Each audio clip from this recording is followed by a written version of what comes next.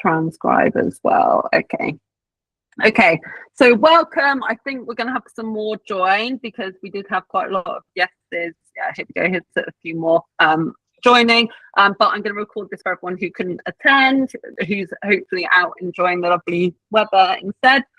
Okay, so just an introduction to myself. So I'm Emily Hatton. I work with agencies around operations, workflow efficiency, AI implementation, and helping businesses create more scalable operational structures internally. So my kind of main job, as it were, is a business operations consultant. But the reason that most of you are here is because I also run AI and agencies. So over the past couple of years, I've really obviously seen the same as everyone else, that everyone wants to utilize AI more, and it happened with a lot with the clients that I was working with, that I was getting a lot of questions about how to use AI more effectively. So I've really niched down into that, and my main goal is to get agencies to use AI more effectively within their operations and how they run their services, and not just add more tools for the sake of it. So a lot of agency founders are quite prone to just like looking at trying new tools and wanting to add those on, but I'm really keen for utilizing the tools we have available now, and making the best use of them in the business structures we have. So a lot of the work I do is focused on helping agencies use AI more intentionally, improving visibility internally, creating better operational consistency, and making sure AI actually supports commercial outcomes rather than just creating more activity. So that's just an intro to what I do. And just to mention, so the reason that I am particularly interested in this subject is because what I'm finding with how agencies use AI is that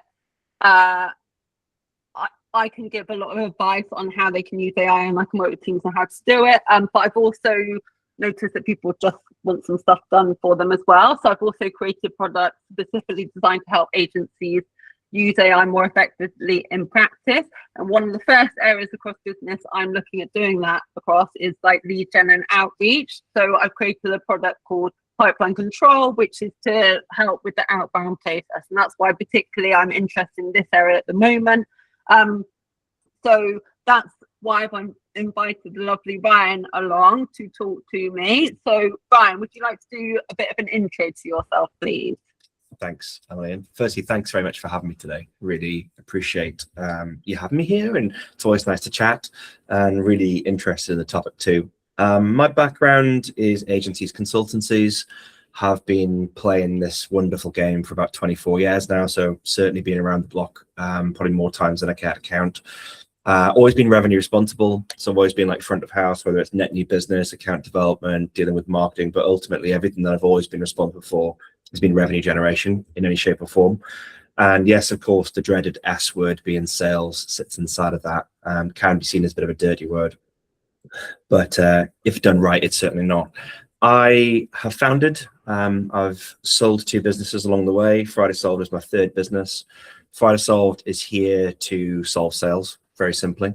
When it comes to our agency and consulting clients, we have a methodology which is called build it, don't buy it. So actually, we're the last people you're gonna outsource to. Actually, we're gonna help you insource it through the right strategy, process, tools, systems, people, but also culture change as well. Very often people forget the cultural component of actually building teams around sales and actually making it feel like a force for good rather than a force for evil. Friday Solved is just over 3 years old. Very boutique, like intentionally, like I had 150 people in my team in my last business. Not looking to replicate that. So there's a beautiful boutique team of 14 people in the Friday Solved team this end. And we're actually not salespeople at heart. We're actually creatives, we're strategists, we're problem solvers. And we have a unique set of frameworks, tools, and methodologies to help businesses solve sales. Nice, thank you, Ryan. Okay, so let's go into the subject we're going to dig into today. So our talk is called Your Pipeline Shouldn't Depend on Founder Energy. So just to give a bit of context about why we've decided to talk about this. So I think one of the biggest misconceptions now is that agencies seeing the best results with AI are like using AI most kind of in terms of outreach. But actually they are the ones that are using AI to support better processes. So one thing I keep seeing across agencies is that pipeline generation still relies heavily on founders, and Ryan very much agrees with me, which is why we've chosen this subject today. So what often happens is that the founder gets really focused on sales for a few weeks, outreach increases, visibility increases, conversation starts happening, and pipeline improves. But then they get pulled into other things. So they either get pulled into delivery, they get pulled into issues with the agency, issues with the clients, and sales activity just disappears again, which means the pipeline becomes reactive rather than having an operational system behind it. So, Ryan, let's get into the questions. So, what are you seeing inside agencies right now when it comes to how they're approaching sales and pipeline? So controversially, I think people are using AI the wrong way, if I'm being really honest. I think AI is an amazing opportunity, but it has to be framed as an accelerator, as a part of the system, not necessarily the end outcome, the end result. Now, the founder conundrum is really important. And, you know, even in my first agency, when we first sold it, it was very still founder-led sales at 50 people, 5 million turnover. And, you know, me being the kind of the face that we were faced into the market. That is not a problem in my mind. It's about making sure that we can engineer a system, a process, a solution that enables the founders to do the best part of the sales journey. So when we're talking to people, we're often talking to them about how we put the right people in the right place, as one example. Now, no person, but the founder can do it to a certain degree, but fundamentally no person can run an entire sales engine. They can't do top of funnel origination. They can't do middle of funnel nurture. They can't do bottom of funnel closing consistently enough at the right level of scale as one person. And that is the trap where founders go, oh God, I need to solve sales. I'm going to hire a business development manager, which certainly in the UK is like a death wish waiting to happen because the talent pool is not quite there. And it's like, it's literally the worst hire you'll ever make. And unfortunately, you'll probably make that mistake 2 or 3 times before you learn the lesson. So actually what we need to be doing is like building the right system behind the founder. And over time, as that business grows, you know, from 5 to 10 to 15 to 20 to 50 to 100, 150, whatever it is, over time, we need to be moving the founder from effectively full funnel, but certainly like thinking about where the top and like nudging them in the middle, nudging them at the bottom, and getting them spending the time that's most impactful and most important. Because as you say, Emily, something comes in, you're on the delivery seesaw, the founder gets pulled off, and all of a sudden you're not doing sales consistently anymore. Now, tooling, and we include AI inside the tooling conversation, is really useful opportunity to help people save time, perform tasks more effectively. And it can and should be used at an operational level, 100%.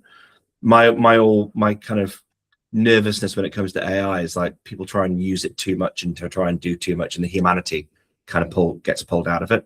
However, it's an amazing accelerator for taking pain away, solving tasks. Taking AI into kind of the integration and automation kind of space as well can save time phenomenally. But we've always got to make sure that whatever that journey is that we're pushing that individual prospect through, they're bouncing between something that's AI or automated and then actually interacting with the human along the journey. And also making sure that we're not letting AI just go off and do whatever it wants to do, because that becomes a very difficult space. And I think like what's actually happening, and with my clients and across the space from people that I talk to, is that the founder is responsible for it, like for too long, like you said, for the full funnel. And then that in a lot of cases, they are obviously great at selling it because they're the person who's most passionate about the product and they obviously know a lot about it. So, you know, in some cases, they are a good person to be the salesperson. But like you said, like if you're a 50-person agency, it's not it doesn't work to have a founder just managing the full funnel and all the activities that are related to that. And even like for not just 50-person agencies, I mean much more than that. And sales is a core activity, obviously, of agencies, and that's why everyone's here, because we're talking about this and you must be interested in the subject. And even though it's a core activity, there is not enough resource in any agencies allocated to it, even though it is something that obviously you are most dependent on in terms of an agency to survive and obviously thrive and grow and things. And it's often down to the founder. It's that the founder's decision, but it's down to the founder how that's going. So like the founder either completely outsource it to someone else, as you mentioned, like a business development person, and that's not the the right hire, as you've said. But the problem is like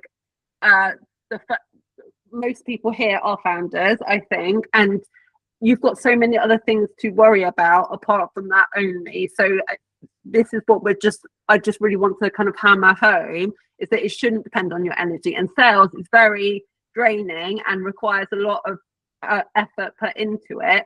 So if that, alongside all your other priorities, and it's something you're not naturally good at, then it will obviously not come top of your priority list, which is a huge risk for you and your business further down the line. So that's why we're saying the whole core of this topic is that it shouldn't rely on your energy, because like that's a big risk for your business. And that's how I see it. It's like a huge risk that's the way a lot of agencies are running. It's not in the minority, I'd say it's the majority. Yeah. And look, they can't, no one person can do it, which is why the tooling can become interesting. But we need to be very careful that someone is responsible for sales. So again, as businesses grow, we're pushing that founder further and further and further down, but they shouldn't be out, right? And actually the business has to be quite large for the founder not to be responsible for sales ultimately. Like at a board level, they've got to be pretty large business at that point. And then the other part of this is like no one really cares about the revenue number as much as someone who's next actually on the line for it, which is why for a certain size, and it will be larger than you might expect, the founder should be responsible for sales. Responsibility versus doing, obviously two very different things at that point. But even if you're a 100-person agency, 150-person agency, and when I had a team of 150, I was still revenue responsible, right? So of course I wasn't doing top of funnel. I certainly wasn't writing content at that point. I was doing minimal, if any, middle of funnel, like maybe one particular like potentially high value prospect. And then bottom of funnel, I had a team who were even doing closing by that point. I was still responsible. Like I was still on the hook, even after having been sold the business. You still have a very, very different view on actually what it takes to drive the number and like the accountability that comes with that. That's why it's so important that the founder is tuned into the aspect of ownership of sales. So bring that back to say you're a 10-person business, right? Yeah, the founder probably is doing middle of funnel nurture, probably. You may be supported by a proportion of an account manager or an account director or someone in client services, hopefully at that point. But they're most certainly doing bottom of funnel on their own, like the proposals in the prospects inbox. They're working through to close, win or lose, wherever you go. But obviously, we all want wins. Now that's really an important factor. But the bits where process, other people, and smart uses of technology like AI can come in is to take away some of those repeatable tasks that sit certainly in the top of funnel, right? And even if you take content, for example, actually accelerated workflows around content using AI tools can be a real kind of blessing for sure, right? Again, the output is never the thing. You still can't quite get it right. You've got to have that kind of human tone to it. But you can then start to go, okay, well, look, here, let me map out the whole sales engine. And it's going to look slightly different, but the core commands will be the same whether you're 10, 20, 50, whatever. And once you've got an idea of what this blueprint looks like, how it's supposed to operate, you can go, well, I can automate or add AI technology to fix that for me, or that bit, or that bit, or that bit. And it does drip into the middle of funnel. But the closer you get to close, the more human it needs to be, is the best way to describe it. Cool, thank you. And I think just to pick out one of your points there. So for me, like coming from my operations brain, I guess, one of the biggest issues is that people, for some reason, just don't think about sales like operationally. So for other parts of the business, they really like put together some kind of structure. So for delivery, they have like quite a rigid structure that they roll out across the teams. They have project management systems, they have reporting systems. But sales, it always sits outside of that, and they haven't thought through the processes. And therefore, you often haven't thought through like which parts can be automated, which parts can, be done by AI. And that's what you should do as a founder, which helps it like not to rely on you, because some of these parts are kind of part of a structure that you'll realize you're going through this. It doesn't all need to be you. Other people can do this, and you can maybe oversee certain parts of it, or you can quality check certain parts of it, but not all of it relies on you. And where people haven't done that thinking, it just always defaults like to being with the founder, which is why it switches off, as we've said. So let's just pick apart like one of those areas like in particular. So let's talk about outreach a bit, because obviously like this is a nice subject which a lot of people are using AI for. So it'd be good to pick apart this one specifically. So agencies, I think in general, feel that outreach has become significantly harder over the last few years anyway. And interestingly, I don't think it's because outreach doesn't work. Of course, outreach does work. But buyers are overwhelmed with low quality activity. So a question for you, Ryan. What feels different about agency outreach right now compared to a few years ago? Everyone's been lazy. Okay. Honestly, you don't want to hear it, but everyone's lazy. Everyone is not putting the effort in to create the quality outreach. They are stretched. There's no criticism. They're stretched. They're like, oh my God, I've got to do something. So they do something and they buy a tool and they throw the tool at it. And then they wonder why it's not working, because they haven't got the right strategy, tone, or approach. It's never led with value. People are trying to outreach, they're trying to sell, which never works. It's never worked, right? And that hasn't changed. It was just easier when the market was more buoyant. And certainly the last 4 years, it's the opposite of that, right? So therefore, the laziness or the inability to innovate and change with the dynamics of the market mean that what may have worked 5 years ago is now being enabled and scaled using AI, but it's sloppy, low quality work. And then everyone wonders why, oh, well, I did the thing, I bought the tool, why is it not working? As well, the tool's not the solution, it's the brain power that goes into it, which is why the tools, and certainly when it comes to AI, it's about augmenting. Like, you've got to create that kind of human factor alongside the ability to use tools to get you out kind of further. And like I said, our whole core philosophy at Friday Solved is called Don't Sell.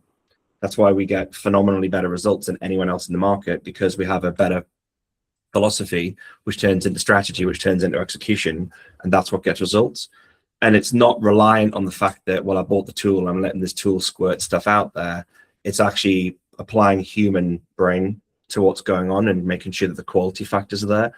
Still getting the scale, just putting a little bit more effort into it to get the right result. Cool, thank you. And obviously now there's more agencies than there ever was, and less barriers, I guess, to or more tools to enable you to feel like you're doing more outreach more effectively. Feel like is like famous term now. You feel like you're doing more outreach more effectively. So how do you think, like, why are agencies finding it harder to stand out? The finding it hard because sending stuff got really easy. So now more people are doing it. And I get them like, as we all do, like daily, right? Yeah. And it's become so easy to send stuff at high level of volume. But then they haven't solved the crux of the problem. They haven't actually solved the system behind the problem. So therefore, they're still time poor, which is a problem that agencies have always had. They've got this kind of potential silver bullet where it's like, oh, I can send like 1,000 messages like in a short space of time. Let's do that. But again, because they're time poor, they haven't created the space or the strategy to make sure that the execution's done right. And unfortunately then, because it is so easy to send large volume stuff right now, mailboxes, like email mailboxes, are significantly like busy now.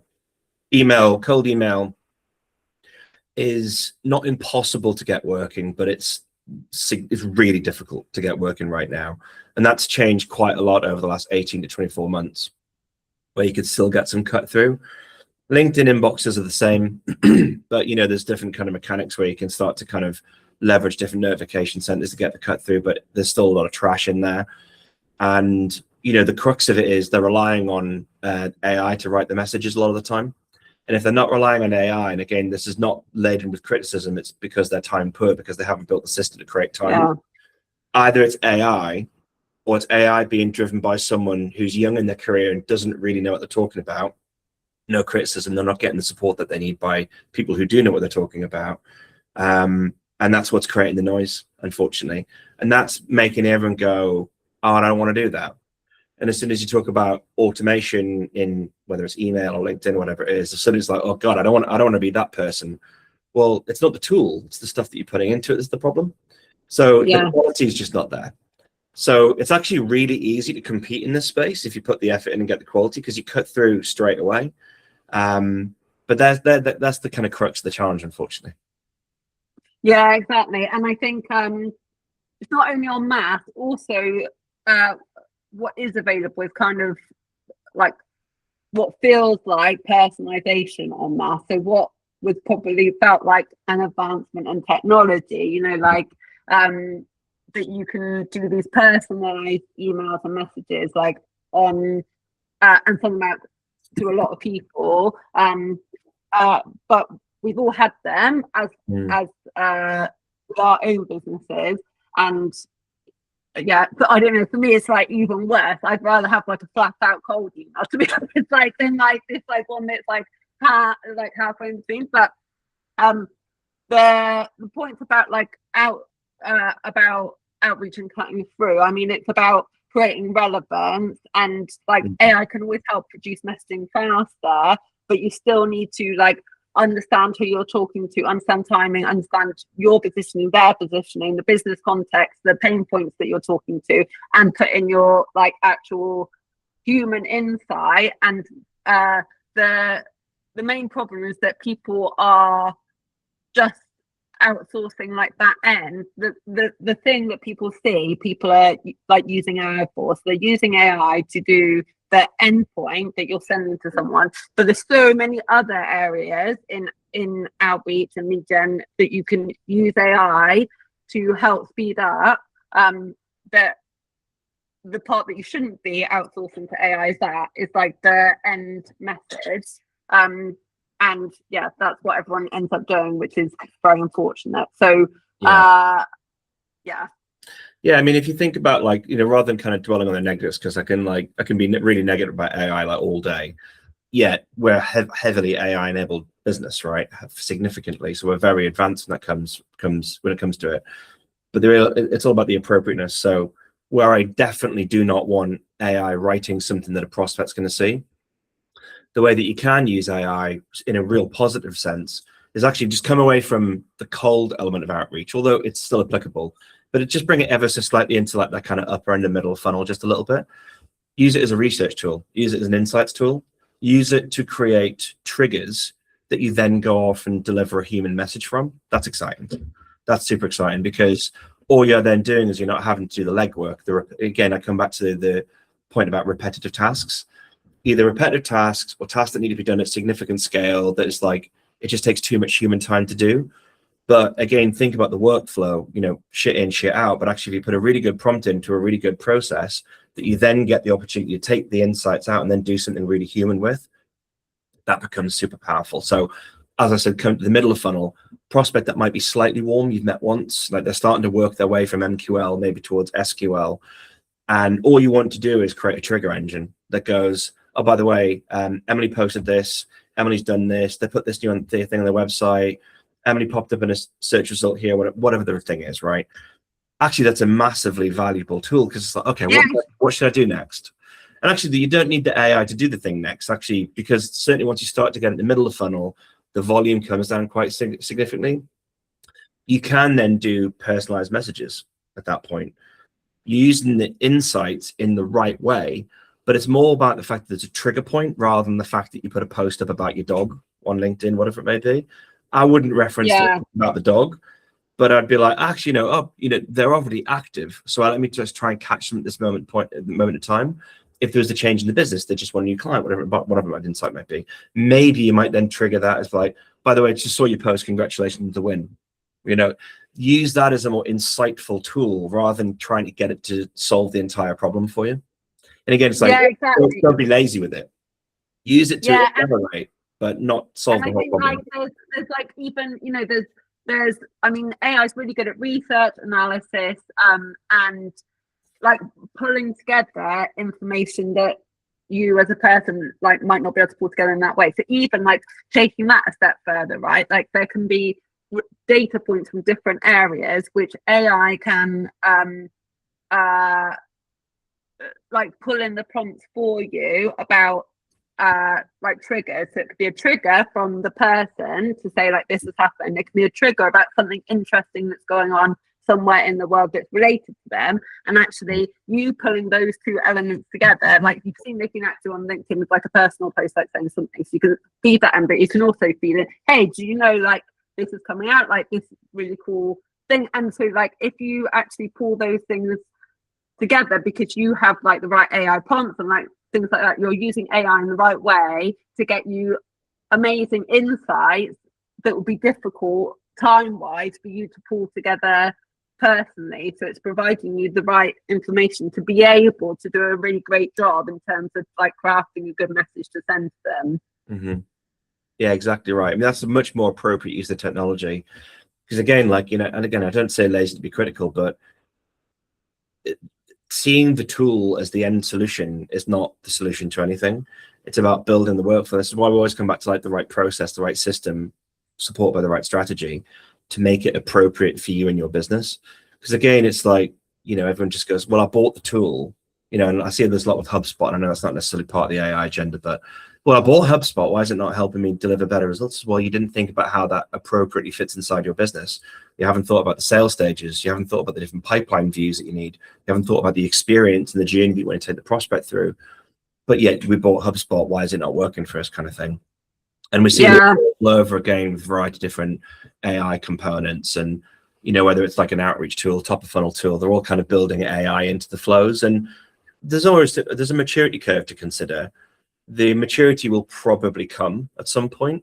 Although we are like in a really interesting space now around AI maturity. I think the tools are phenomenal, right? But still not quite right. And this is the kind of interesting bit, like we always come back to at Friday Solved. It's like about being human. And, you know, very simply, that's the difference between getting a reply and booking a meeting. Not saying you have to sell something at that point, but like engaging a prospect, moving that opportunity forward, even if it's like small steps.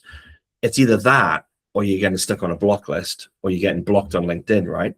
Because you're in the trash zone at that space, right? So I think we just need to try harder when it comes to it and like use tools appropriately as we would with anything else. Nice, thank you. Okay, so we talked a bit about like tools and some of the issues with them and some things we could do. So let's go a bit more into what a scalable agency sales process could actually look like. So I think when people hear like sales systems or sales processes, they often imagine something that's really like complicated. And I honestly, from like personal experience with clients and like from people I talk to, I do not think many founders really have a process around this.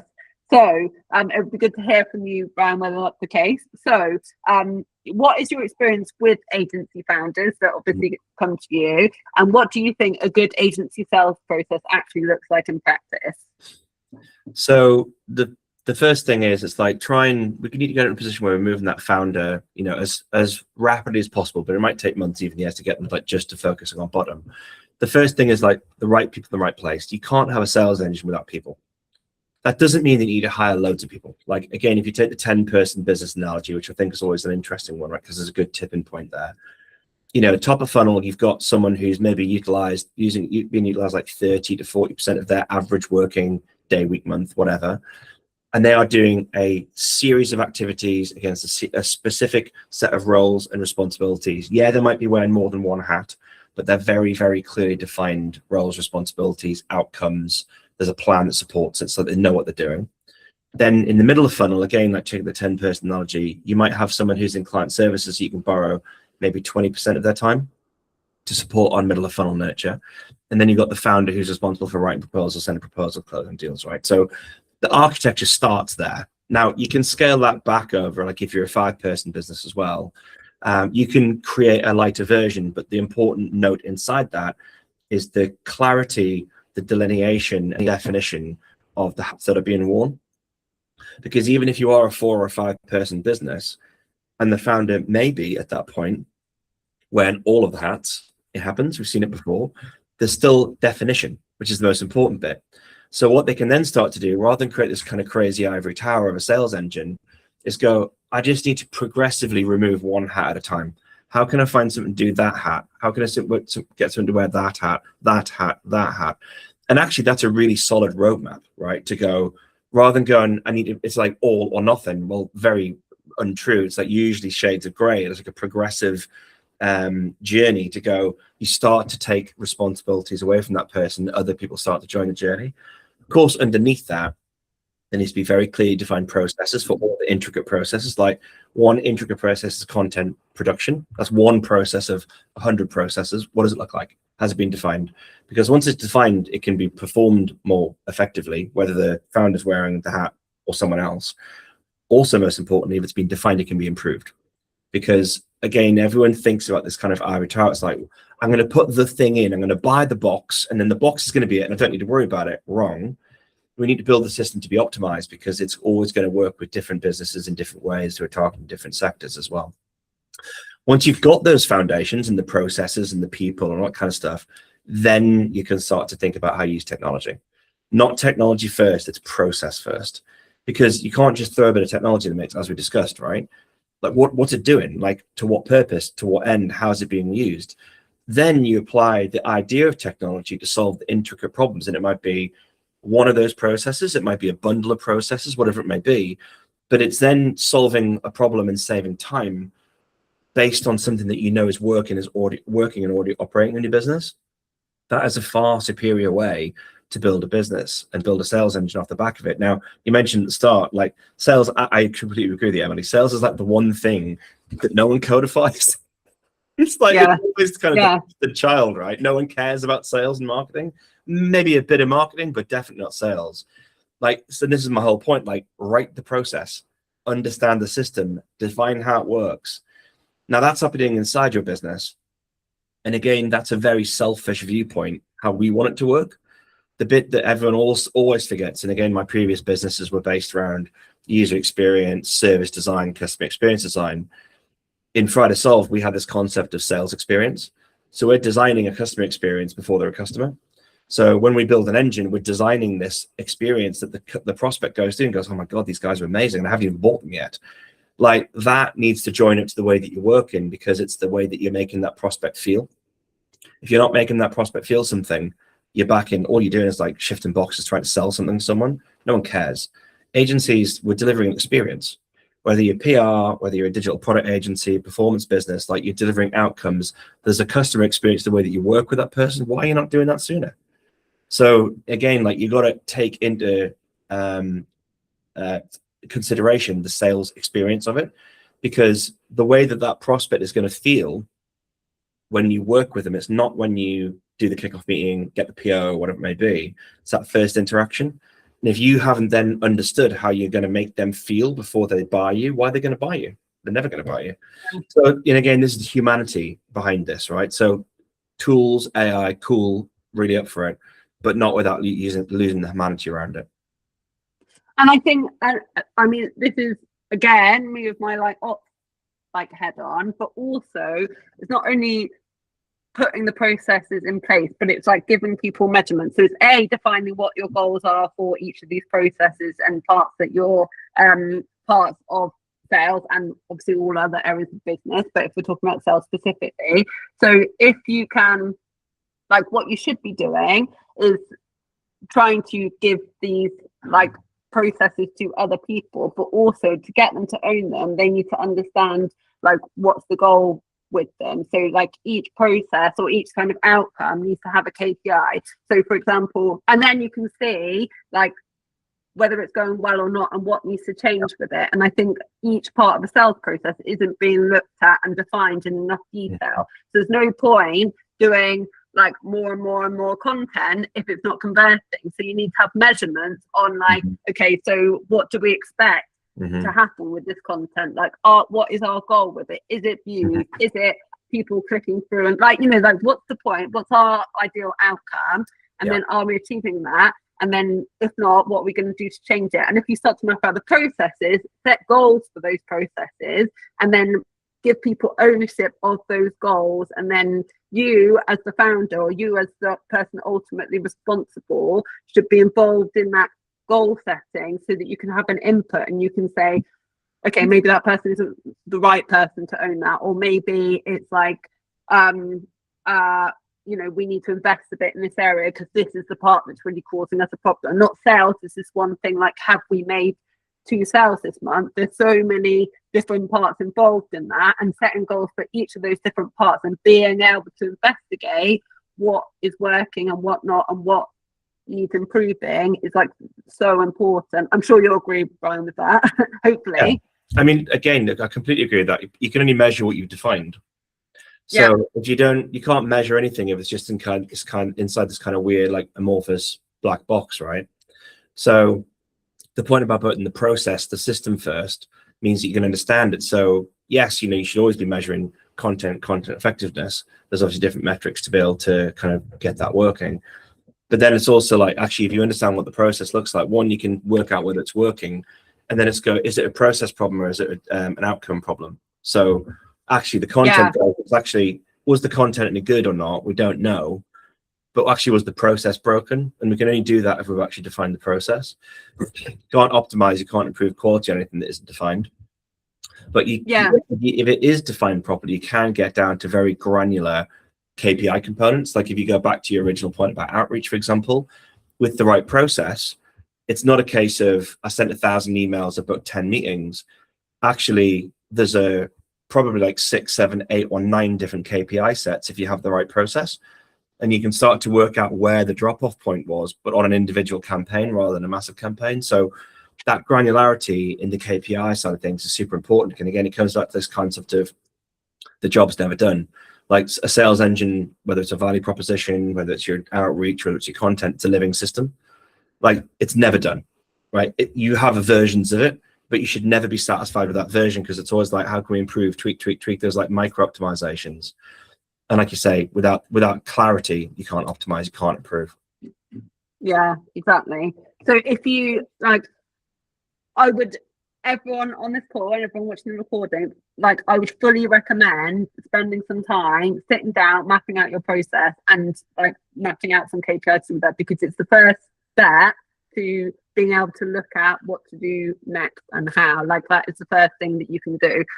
Okay. So let's talk a bit, we've mentioned it, but just to talk in a bit more detail about how AI is changing sales and outreach. And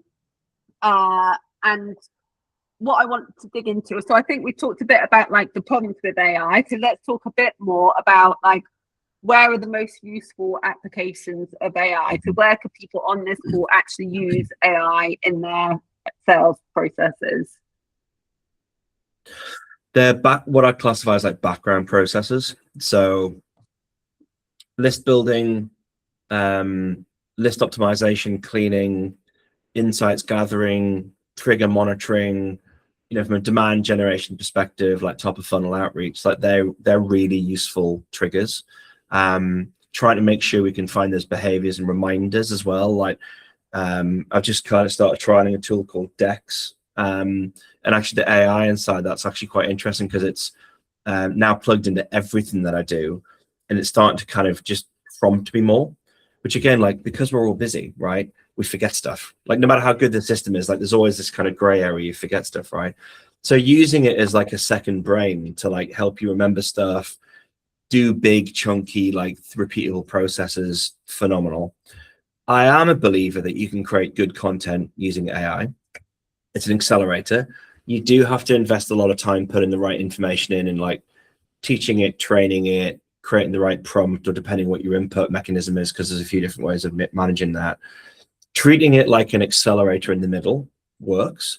And then there's got to be the human component at the end of it. So like you imagine like 3 slices, you've got like good quality in human, accelerated production in the middle, AI, but then quality assurance, refinement, optimization before it gets published anywhere. The other thing I find AI really useful for when it comes to content is atomization.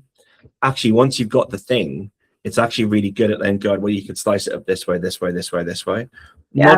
Not a big lover of Gen AI when it comes to visuals, if I'm being really honest. I prefer when it comes to like visual assets to be a little bit more considerate about what we put out there, whether it's a picture or whatever it may be. But when it comes down to more mechanical visual assets like infographics and flow diagrams and those sorts of things, that's quite cool as well, because it saves you loads of time. And then you got to make a decision whether you want to like take it into a design tool and polish it up or not. So there's some huge opportunities there for sure. The thing for me is it's like it's that kind of Copilot, and I don't use it because I know there's a tool called Copilot out there, but a running buddy that helps mop up the stuff that you don't have time to get to allow you to then take that and do something with it. And that might be reminders, it might be research, it might be triggers. I think that's interesting. I think that's where the positivities of these tools lie.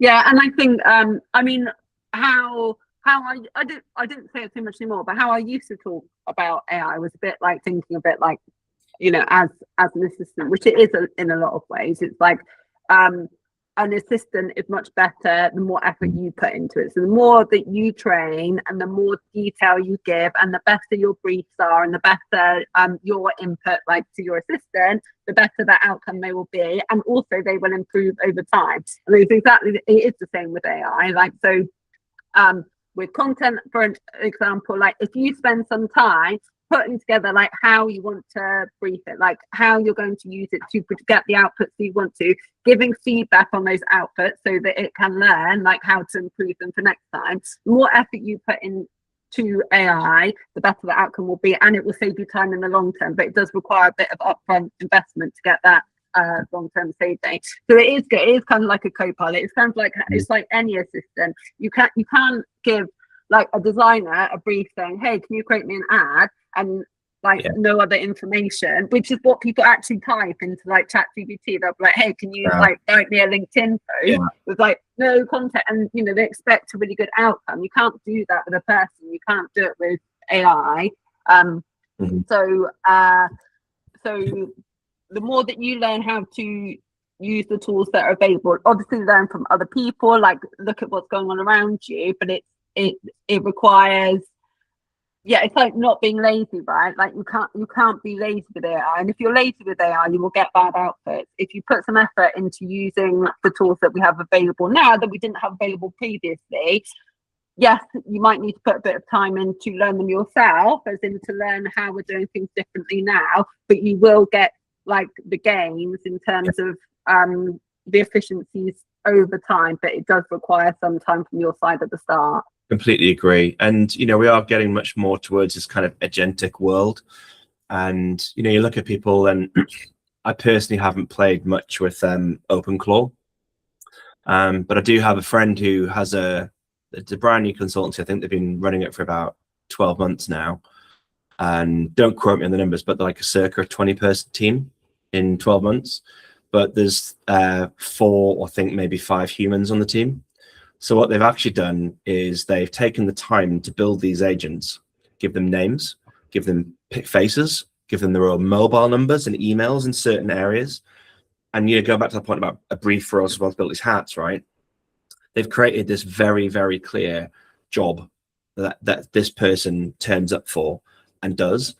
And watching it is terrifying in one respect, but like also phenomenal in the other, because they're interacting with them. So one of I forget the job description, one of the agents' responsibility is reviewing web analytics, reviewing other kind of aspects of what's happening in the market, trend analysis.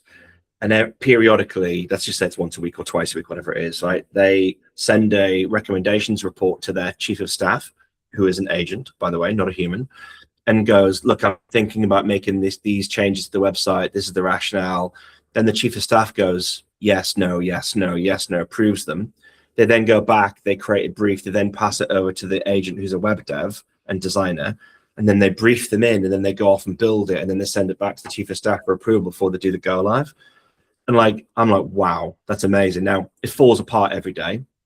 there's a lot of maintenance because the technology is like maturing quite quickly. But I still think fundamentally it probably saves time, or at least if it doesn't save time, it creates more output for the time that you put into it. But it does come back to that thinking process that you're talking about. Like, you've got to put the effort into like understand who's doing what, where, when, why, and how. The other aspect of this is also cost, because with tokens and the cost of tokens changing and rising, and all this bit of kind of disruption there, you are going to have to start to think about this more like each agent has, or each AI tool has a cost, like an employee cost. Yeah. Okay, fine. It's not going to be the equivalent of a salary, but you do need a budget for it. You need to build that into your plan. So, and all of this stuff fundamentally all bubbles back to the right strategy and the right process. I'm all for like leaping in and trying things and executing like progress over perfection.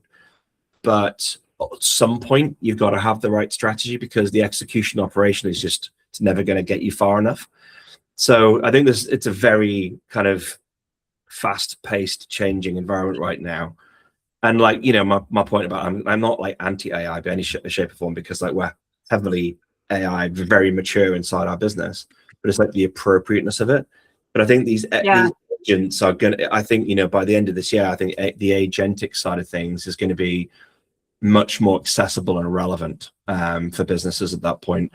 But we've got to change the way we think. And again, it's not like, oh, I'm going to give an agent, to your point, Emily, go and create an ad. No, you're going to have to spend days to train this agent like you would an employee. Yeah. Do what you said. Yeah. Cool. Okay. So we're into the last 10 minutes. So I just want to kind of adjust. So obviously this chat would have appealed to people, because obviously we said your pipeline shouldn't depend on founder energy. So I just want to kind of come up with some ideas for the people, for you guys who have attended.